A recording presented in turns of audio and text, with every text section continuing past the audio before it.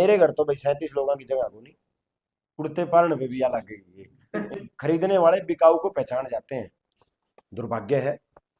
देखिए, मैं तो एक बात मानता हूँ, लोकतंत्र में और लोकतांत्रिक प्रणाली में, संविधान में और चुने हुए प्रतिनिधियों में खरीदने वाला भी उतना ही कसूरवार है जितना बिकने वाला है।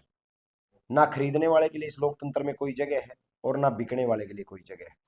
जिन 5 गद्दारों ने पार्टी के साथ और हमारे साथ तो गद्दारी की ही की, उन लोगों ने अपनी जनता के प्रति भी गद्दारी की, जिन लोगों को उन्होंने चुन के भेजा था। आज पार्टी ने 4-5 नाम सार्वजनिक कर दिए। 4 नाम कल किए थे, आज एक 5वां नाम भी सार्वजनिक कर दिया है। हालांकि सोशल मीडिया पे ये चर्चाएं थी, पहले ही पता था कि इन 5 लोगों ने वोट क्रॉस करने का काम किया है, तो पार्टी ने उनका नाम सार्वजनिक कर दिया है। मैं तो एक ही बात कहूंगा, आज उस हल्के की जनता को तय करना है कि जो गद्दार आपको बेच आए चंद सिक्कों की खनक में, उन लोगों के साथ आपने क्या करना है। और मैं तो खुली चुनौती देता हूं, जैसे मैंने पार्टी को कहा था कि इन 5 गद्दारों के नाम सार्वजनिक करो। इनको जनता को पता लगना चाहिए कि जनता के कौन से किस प्रतिनिधि ने गद्दारी उनके साथ करने का काम किया है। मैं आज उनको चुनौती देता हूं, पांचों के पांचों को, इस्तीफा दो, क्योंकि आप बीजेपी के खिलाफ वोट लेके बने हो और आप उस सदन में जाकर के आपने बीजेपी को वोट देने का काम किया है। आज अपने पद से इस्तीफा दो, दोबारा मैदान में आओ, आपको एहसास हो जाएगा कि आप कितने बड़े बहम में थे। क्योंकि क्योंकि केवल वो बिके नहीं, दोस्त खरीदने वालों का भी है।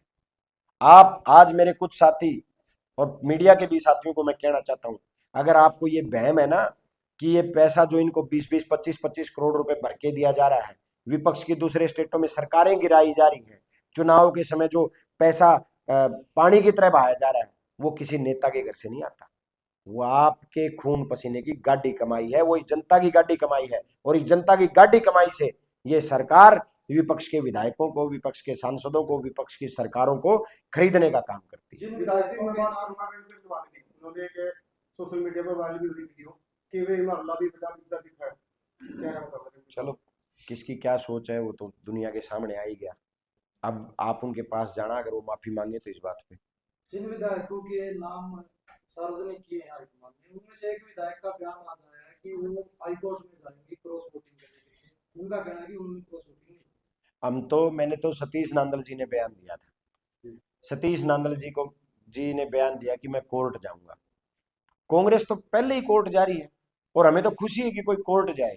हम तो चाहते हैं जो उस रूम की वीडियोग्राफी है, जो वोटिंग रूम की वीडियोग्राफी है, वो सार्वजनिक किया जाए। हरियाणा के साथ साथ देश की जनता को पता चलेगा कि किस तरीके से बीजेपी वोट चोरी करने का काम करती है। और कोर्ट जाओ आप। आपको राज्यसभा का एक नियम बता देता हूं, अगर मैं राज्यसभा में वोट डालने जा रहा हूं तो पहला नाम करमवीर बोध जी का था, मुझे उसके आगे निशान लगाना है। दूसरा नाम संजय भाटिया का होगा, शायद मैंने दूसरे तीसरे देखे भी नहीं कौन ऊपर नीचे था। तीसरे नाम कोई सतीश नांदल का, कहाँ था ऊपर नीचे मुझे इनका तो नहीं पता, लेकिन पहला करमवीर बोध जी का था। अब अगर अगर मैंने निशान करमवीर बोध जी को लगाया और मेरी पार्टी में जो एजेंट बैठे थे, वहां चौधरी भूपेंद्र सिंह हुड्डा जी बैठे थे, बीके हरिप्रसाद जी बैठे थे, मैंने अपना वोट उनको ऐसे दिखाया है। अगर आप वोट नहीं दिखाओगे अपने एजेंट को तो आपका वोट कैंसिल हो जाएगा। तो 5 लोगों ने क्रॉस वोटिंग की है और हमारे एजेंटों ने उसको देखा है, जो पार्टी की तरफ से अधिकृत एजेंट बैठे थे, उन लोगों ने उनको देखा है। और आप कोर्ट जाओ, कहीं चले जाओ, आपको जाना तो जनता की उसमें आना पड़ेगा ना। असली सबसे बड़ी अदालत तो जनता की अदालत है, यहाँ आके हिसाब देना पड़ेगा। वो कह रहे हैं, जनता कह रही है कि कांग्रेस तो अपनी खुद की लड़ाई से बाहर नहीं आ पा रही। जो काली बेटों का जिक्र आपके चुनाव में चल रहा है, काली बेटे कुछ तो नहीं कराई। लेकिन विपक्ष का काम होता है जनता के मुद्दे उठाने, इनके खुद के मुद्दे नहीं निकल रहे। नहीं, देखिए, बिल्कुल ठीक है। देखिए, मैं एक बात तो कहूंगा, छवि कांग्रेस की खराब हुई इन गद्दारों की वजह से, हमारी भी छवि खराब हुई है। लेकिन जो लोग मुद्दे उठाते हैं, अब मैंने नालंद के जो जितने मुद्दे मेरे पास आए, बजट चुनाव को लेकर, बजट सत्र को लेकर के, चाहे मुझे हरियाणा से बाहर के भी किन युवाओं ने बहुत सारे मुद्दे दिए, जो कर्मचारी थे उनके मुद्दे भी थे, नालंद के हर मुद्दे को मैंने विधानसभा में उठाने का काम किया। हर मुद्दे को, जो मुद्दा मुझे लगता था कि ये जरूरत है, चाहे स्टेडियम की बात हो, चाहे मुआवजे की बात हो, चाहे भाई खेलों की बात हो, चाहे सड़कों की बात हो, चाहे शिक्षा की बात हो, हर मुद्दा मैंने उठाया है। और लोगों, आजकल सोशल मीडिया का युग है, लोगों ने मुझे बोलते भी सुना है। लेकिन कुछ लोगों की वजह से आप सबको दोष नहीं दे सकते, वो गद्दार थे, और उनकी पहचान तो पार्टी ने बता दी कि 5 कौन गद्दार थे। अब उनकी जनता ने तय करना है, और जनता को यह भी देखना चाहिए कि जब आपकी गाड़ी कमाई से लोग विधायक खरीदने का काम करते हैं, किसी के पास 25 करोड़ का ऑफर था, किसी के पास 30 करोड़ का ऑफर था, किसी के पास 50 करोड़ का ऑफर था। और तो और आपको हैरानी बताऊं, हमारे 2 विधायकों को तो यह भी धमकी दी गई है कि 3.5 साल बच रहे हैं, जेल मत नहीं निकलने देंगे अगर वोट ना दिया तो। लेकिन वो बहादुर लोग थे, वो रुके रहे। हमारे विधायक है मामन खान, हमारे विधायक गोकुल सेतिया सिरसा से, इनको तो यह भी धमकी दी गई है बीजेपी की तरफ से कि 3.5 साल बच रहे, तमने रगड़ांगे, जेल मत नहीं लगने देंगे। लेकिन वो बहादुर लोग नहीं बिके, ये 5 लोग सिक्के की खड़क में बिक गए। अब ये तो जनता को तय करना है कि आपने उन हलकों की जनता ने तय करना कि आपने किन गद्दारों को चुन के भेजा था। कांग्रेस पार्टी लगातार आरोप लगा रही है आजादी पार्टी बिकेगी, आजादी पार्टी वहां जाकर के बैठेगी, लेकिन आजादी पार्टी ने बहिष्कार किया, उन्होंने वोट नहीं डाला। देखिए, लोकतंत्र में जो लोग वोट से चुन के आते हैं और वो ही अपना वोट ना डाले, तो ये सीरियसनेस दिखाती है उनकी कि वो कितने गंभीर है जनता के प्रति। वोट डालना चाहिए था उनको।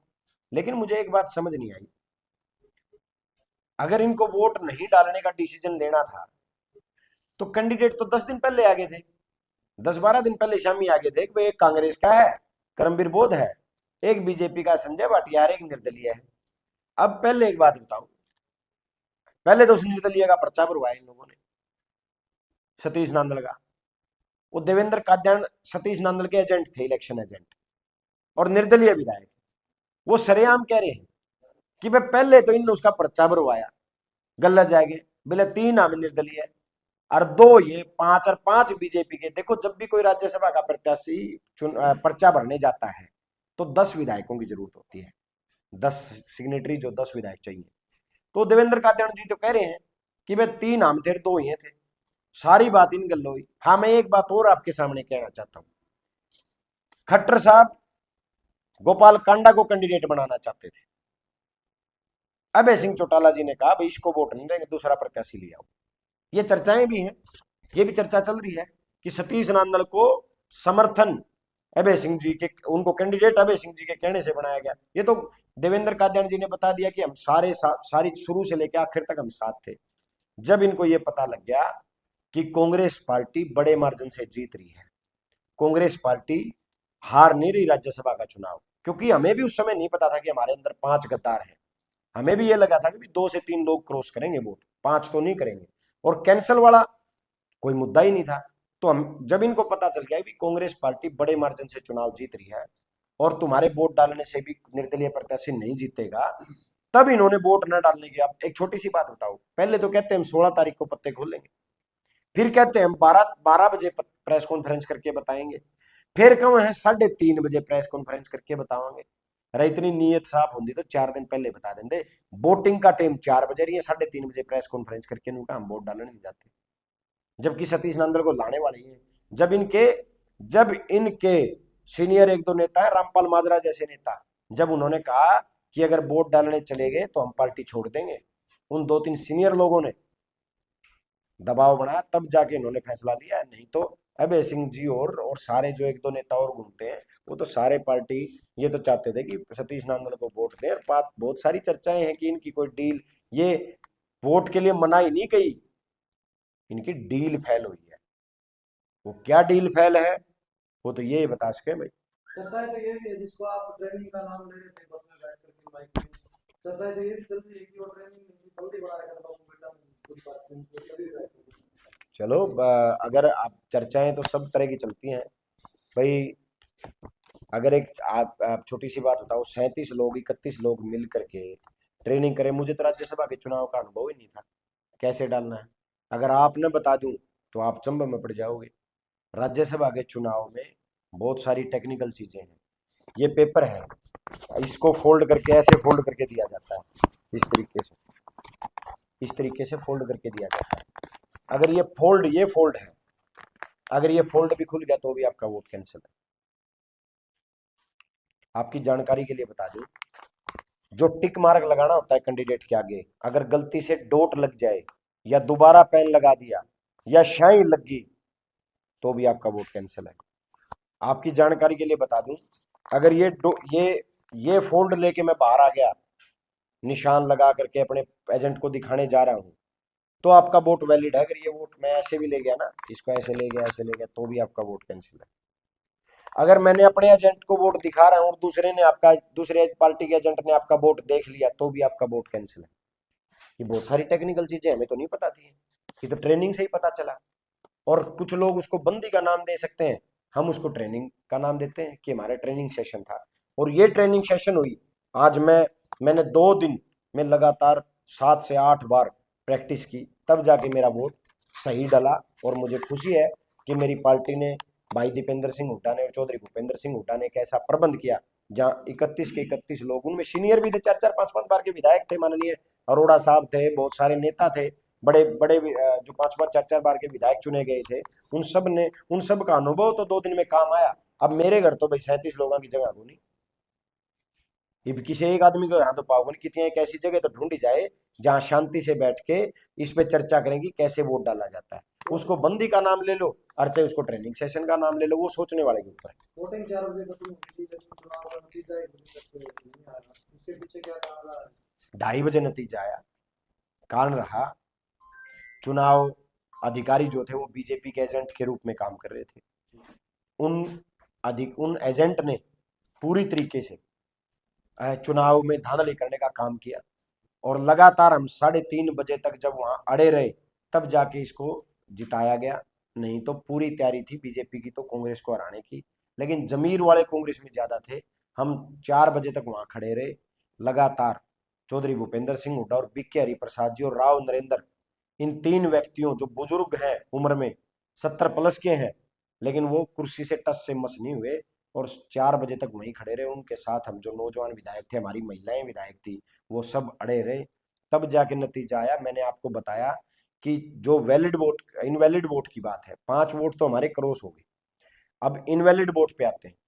हमारे जो 3 वोट को इनवैलिड किया गया, 3 वोट, और मैं आपके माध्यम से, ये चाहे आपके माध्यम से आपके दर्शक भी देख रहे होंगे, मैं विद रिकॉर्ड बोल रहा हूँ, विद फैक्ट्स बोल रहा हूँ। जिसको मर्जी कोई पार्टी का चैलेंज करना चाहे तो चैलेंज भी कर सकता है। हमारे 3 वोट को चुनाव अधिकारी ने 6 बार वैलिड किया है, 6 बार। 7वीं बार उनको इनवैलिड दिया गया है। तो आप समझ सकते हैं, चुनाव अधिकारी को चक्कर आ गया, बेहोश हो गए, उनको गोली दवाई दी गई, उनको पानी पिलाया गया, तब जा करके वो होश में आए। मतलब इतना प्रेशर उनके ऊपर था। बीजेपी का बार बार उसके ऊपर प्रेशर था कि कांग्रेस के प्रत्याशी के ज्यादा ज्यादा वोट कैंसिल करो, ये दबाव था उनके ऊपर। और इस दबाव के कारण ही वो लगातार, मतलब इतने प्रेशर में थे कि वो वैलिड वोटों को भी इनवैलिड करार उन्होंने दे दिया। ये हैरानी है, जब परमबीर सिंह जी का वोट जब कैंसिल किया गया, 4:30 बजे कैंसिल किया गया उनका वोट, इनवैलिड करार दिया गया। जबकि आप जब आदमी वोट डालने जा रहा है उसी टाइम आपको ऑब्जेक्शन करना होता है, लेकिन नियमों की धज्जियां उड़ाएगी चुनाव अधिकारी ने। आपको हैरानी बताऊंगा, सरदार परमबीर सिंह जी का वोट तो चुनाव अधिकारी ने ऊपर भी नहीं भेजा, अपने आप ही वहीं कैंसिल कर दिया और रिपोर्ट भेज दी कि मैंने इसका वोट इनवैलिड कर दिया है। जबकि भरत सिंह जी का वोट हमने जब वो हमारे साथ धक्काशाही कर रहे थे, हमने कहा आप चुनाव आयोग के पास भरत सिंह बेनीवाल जी का वोट भेजो, उनकी वीडियो रिकॉर्डिंग भेजो। उन्होंने वोट, जो अपील थी बीजेपी की वो भेजी, भरत सिंह बेनीवाल जी की वीडियो भेजी, वो वोट वहां से वैलिड होके आ गया। और परमवीर सिंह जी का वोट उन्होंने नहीं भेजा, क्योंकि पहले ही साजिश थी, पहले ही तय किया जा चुका था कि इस तरीके से कांग्रेस के वोट को इनवैलिड करार देना है। क्या नानू के विधायक के पास भी कोई पैसों का बैग या फिर कोई धमकी, ऐसे प्रयास किए? नहीं, मेरे पास तो किसी का फोन नहीं है, क्योंकि पता है उनको, जो लोग सारा दिन बीजेपी के खिलाफ मुखर होके बोलते हैं, वैसे खरीदने वाले बिकाऊ को पहचान जाते हैं। और मैं तो वैसे ही बीजेपी के सारा दिन मुखर होके बोलता हूँ। मैं तो जन्मजात विरोधी हूँ बीजेपी की नीतियों का। तो मेरे पास तो सवाल ही पैदा नहीं किसी के खरीदार के आने का। और वैसे ये मुकार है अगर इन खरीदनिया ने, तो ये उड़े जाएंगे जड़ा बिकनी है पाऊंगे, जड़ा थोड़ी बहुत संभावना पाओगे, मारे दौर नहीं आऊंगे। नानू दल के से ज्यादा चर्चा आपकी चल रही थी, जो आपके विपक्ष वाले जो साथ में हैं वो सारे के सारे बड़ी उम्मीद में बैठे थे कि जैसे पेट्रोल बिकेगा और ये चौराहे पे ये चौराहे पे बैठ के धरना उड़ दो उनको भाई बेक्या को नहीं हो तो भाई बेचना चाहिए था। विधायक जी, धरना उड़ बाद 3 नंबर के टी शर्ट के फोटो काफी आपके वहां से वायरल हुए, उसपे 3 नंबर लिखा हुआ था, उसका क्या कारण था, जबकि आपके कैंडिडेट का तो 1 नंबर पे नाम था। चिप कुर्ते पारने पे भी या लग गई ये तो किसी भी पैर सके यार। नंबर का के वो एक वो चीज है यार कि देखो आदमी हर चीज राजनीतिक सोच के नहीं पहनता कि आज मैंने काला पहन के जाना है, आज मैंने व्हाइट पहन के जाना है, आज मैंने फलाना नंबर पहन के जाना है। ये चीज से कभी विधायक जी काफी सारे विधायकों के लिए लेके आ गई थी वो, अलग अलग चॉइस की भी थी वो। सिर्फ हम 5 लोगों को लेके आए थे, मैं खुद खरीदने वाला था। एडिडास की वो टी शर्ट थी, अच्छी टी शर्ट थी। हम पांचों भाई शॉपिंग करने गए थे, हमने ली थी। जो बाकी की बनाई गई वो एआई के द्वारा बनाई गई। अच्छा, ठीक है जी।